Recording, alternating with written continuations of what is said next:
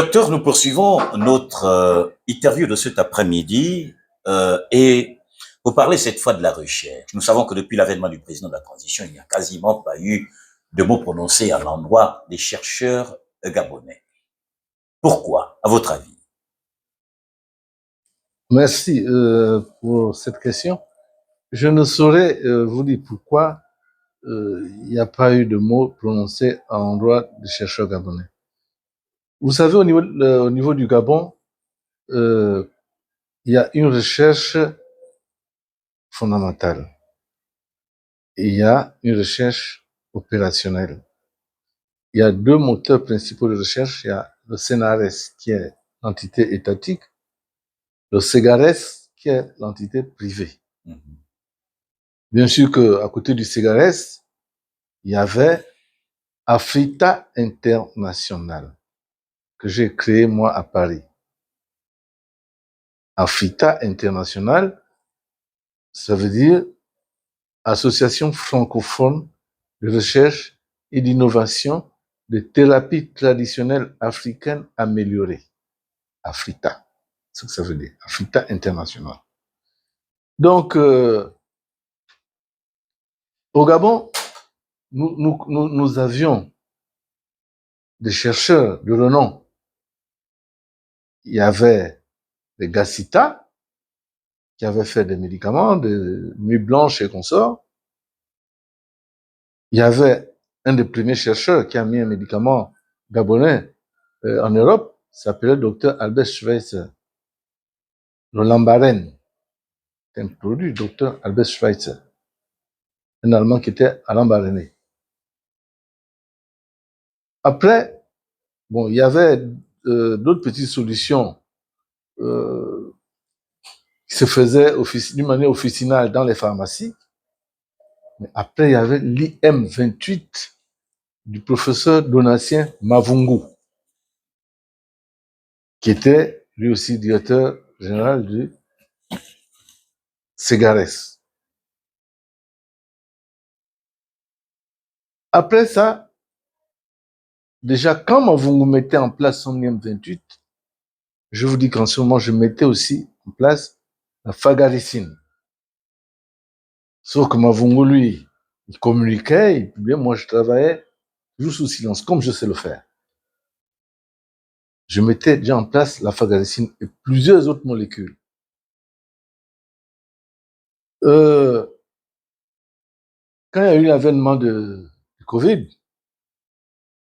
le SEGARES était, Mavungu venait de mourir. Quand il est mort, donc Simon Pierre a été directeur général du SEGARES. Et c'est en ce moment qu'il y avait le Covid. Donc, je venais avec mon Afrita International et la fagaricine. J'ai été accueilli dans le SEGARES.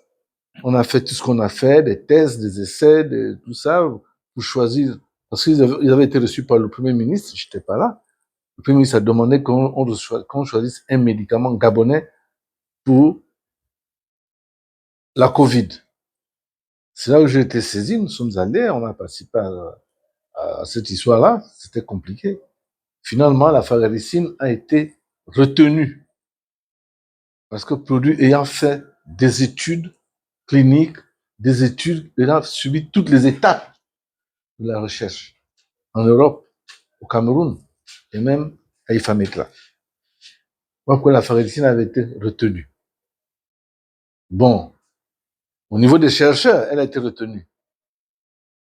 Au niveau de l'État, le professeur Bouillou, qui était directeur qui était nommé comme directeur de recherche qu'ils ont créé là, avec le docteur Guy Patrick. Guy Patrick Obiang. Oui, et ils avaient trouvé que la fagaricine n'avait pas suivi tout le parcours. Bon, je ne sais pas sur quelle base ils ont fondé leur alimentation, mais c'était quand même curieux. Ah, ils se sont dit que non, la fagaricine n'avait pas suivi. Mais quelles étapes? Et puis le problème chez nous, la recherche, c'est quoi?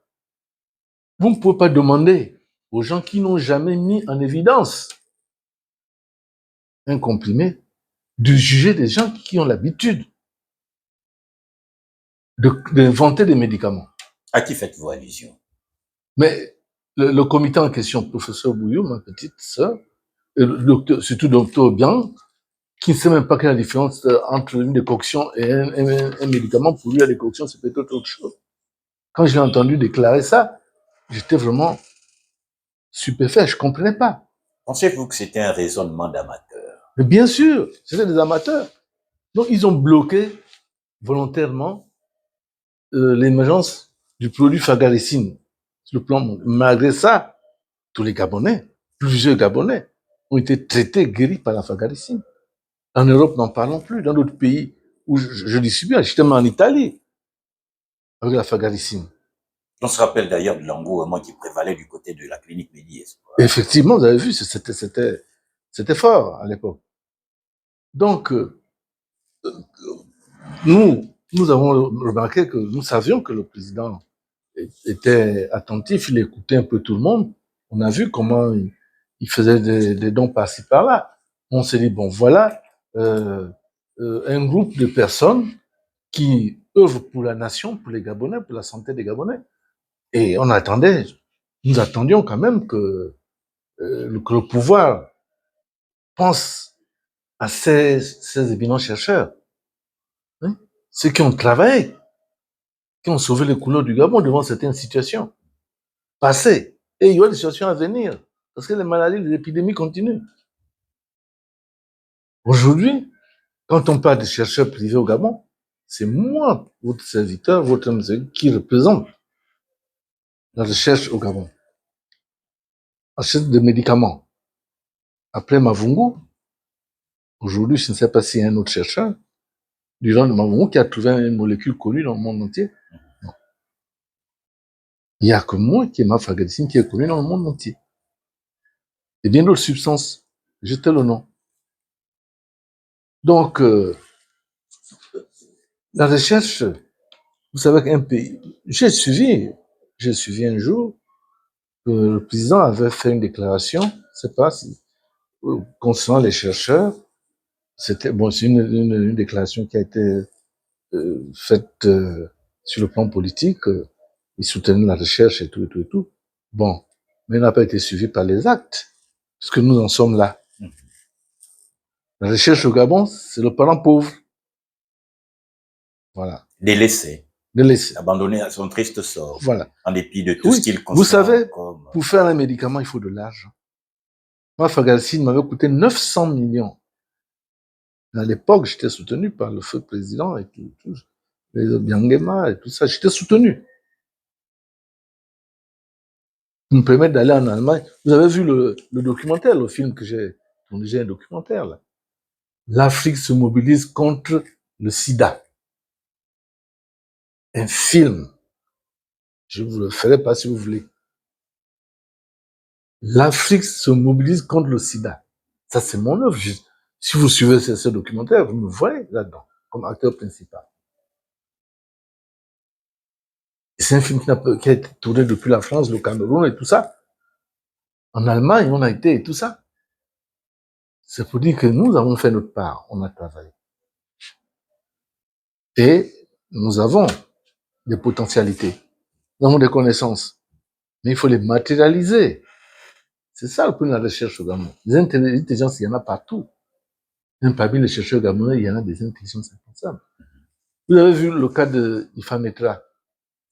Parce que quand il y avait des problèmes au niveau de Segares, pour valider la Fagalicine, oui. J'ai été envoyé à Ifametra. J'ai été constater les insuffisances de cette institution. Vous avez vu, vous êtes passé par là depuis l'incendie là jusqu'à aujourd'hui. 2016, depuis la crise post-électorale. C'est à ce stade. Cette institution serait-elle omise ou encore ne concernerait-elle pas la restauration des institutions? Voilà, moi, je parlais de la recherche. Voilà, c'est un symbole. Comme vous voyez les femmes et tout. Pensez-vous que cela relèverait de la volonté du chef de l'État à pouvoir ranger dans les oubliettes la recherche scientifique au niveau du Gabon, ou serait-ce peut-être la mauvaise volonté de son entourage. Je crois. C'est surtout peut-être la mauvaise volonté. Parce que on peut pas mettre autant d'argent sur un projet qui a bien démarré. Mhm. Vous savez, au niveau des cigarettes, pourquoi nous trouvons des médicaments? C'est parce que nous mettons en contribution tout le monde, les tradipraticiens. Il y en a qui connaissent les herboristes. Il y en a qui connaissent, il y en a qui ont des essences qui apportent des résultats positifs chez certaines personnes. Et nous avons d'ailleurs vu toute cette catégorie des citoyens se mobiliser lors de la Covid. Mais bien sûr, bien sûr. Mais nous avons des critères d'appréciation. Moi, j'ai pratiqué en France. J'ai travaillé dans plusieurs laboratoires en France pour. Je vous dis que la phagocytine m'a fait traverser des frontières. Hein. Oui. J'étais en Libye, j'étais partout avec la phagocytine.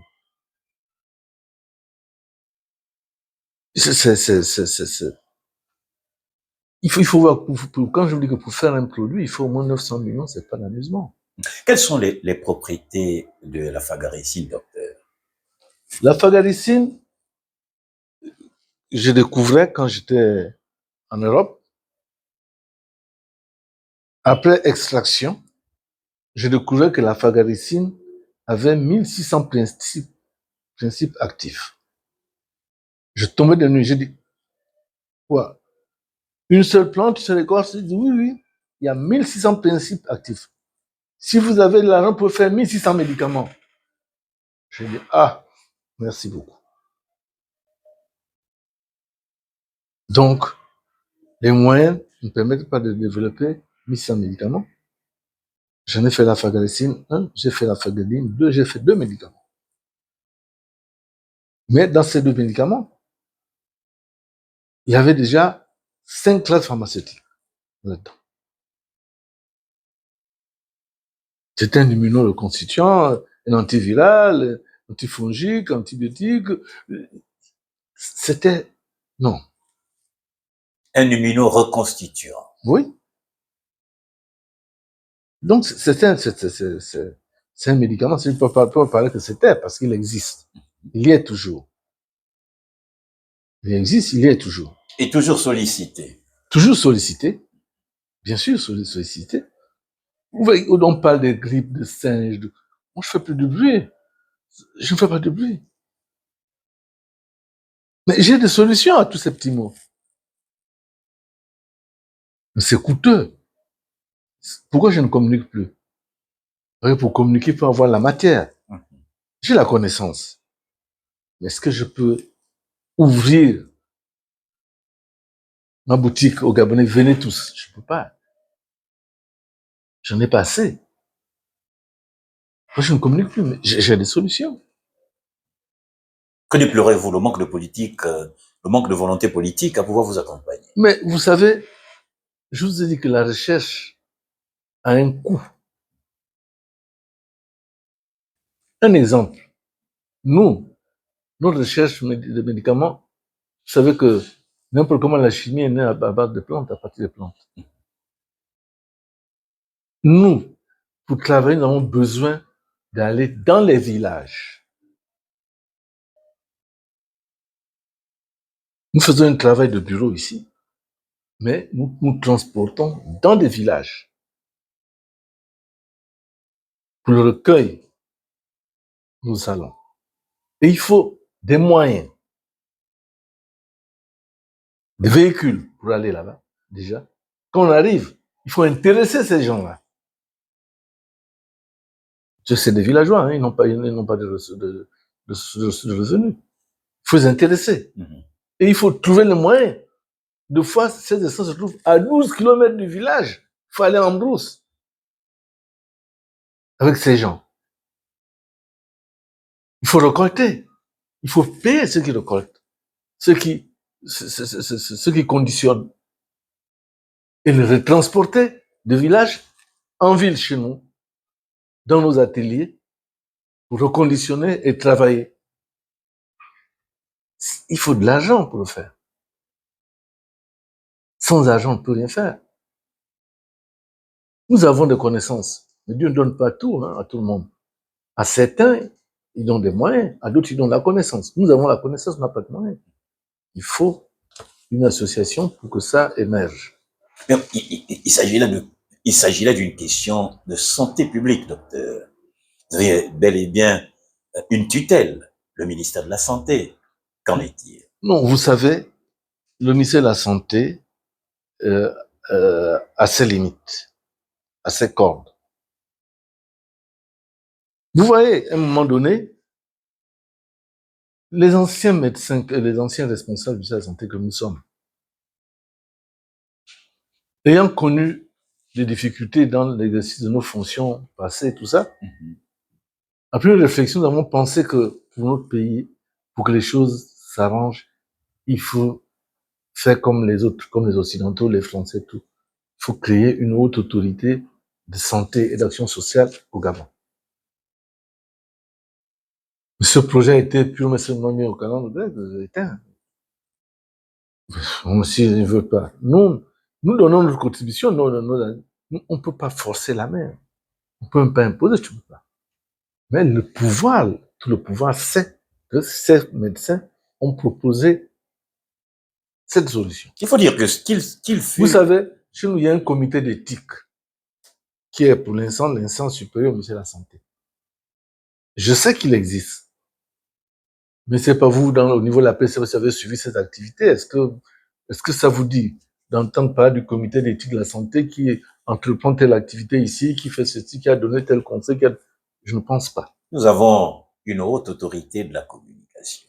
Vous avez. Qui régule le fonctionnement des... Voilà. C'est ce qu'il nous fallait aussi au niveau de la santé. Vous en avez parlé quelques mois après l'avènement du président de la transition. Oui, j'en avais parlé. Oui, j'en avais parlé. Mais on a parlé, bon, comme ça ne suivait pas, on s'est dit peut-être pour eux, ils pensent que nous les embêtons, nous les dérangeons. C'était pas la priorité. Donc, on a laissé comme ça. Le ministère de la Santé le ministère de la Santé a géré. Comme vous voyez, les hôpitaux et tout ça. Mais au niveau de la recherche, le comité éthique pouvait soutenir un peu le ministère de la Santé. Mais même cette recherche opérationnelle, tout médecin est un chercheur opérationnel. Je pense que je ne sais pas à quel niveau elle est suivie au niveau du ministère. C'est des choses pour lesquelles je ne me mêle pas parce que je ne sais pas comment ça se passe. Je ne suis pas dans l'organisation actuelle. Nous sommes du passé, si on peut le dire. Du passé, mais toujours opérationnel. Mais bien sûr, nous sommes pas, on peut pas dire du passé, nous sommes le soubassement, en fait. Nous sommes là. Nous sommes le soubassement parce qu'il a fallu quelque chose. Il fallait un soubassement pour bâtir cet édifice. C'est nous qui avons constitué ce soubassement. Et c'est certainement l'occasion d'adresser un message au président de la transition, probablement à titre de rappel. Non, le président de la transition, mais il est au courant, je vous le dis. Non. Tout ce que nous faisons est su. Il est au courant. Bon, on sait qu'il a, il a beaucoup de bonnes intentions. Il veut des changements pour ce pays. Il le fera. Il le fera au moment venu. Bon, pour l'instant, c'est ce que les chercheurs, c'est que certains ont écrit et ils n'ont qu'une suite. Ils se disent, bah, peut-être que c'est une négligence. Des fois, c'est pas ça. C'est peut-être son service. C'est conseillé. Parce que quand un président, vous savez, au temps d'Omar, je vous jure, hein, il répondait à tous les courriers. Ah oui. Il mettait un avis. Quand un courrier arrive à la présidence, il nécessite une réponse. Sinon, il n'arrive pas. Quand il est déjà arrivé, il faut une réponse.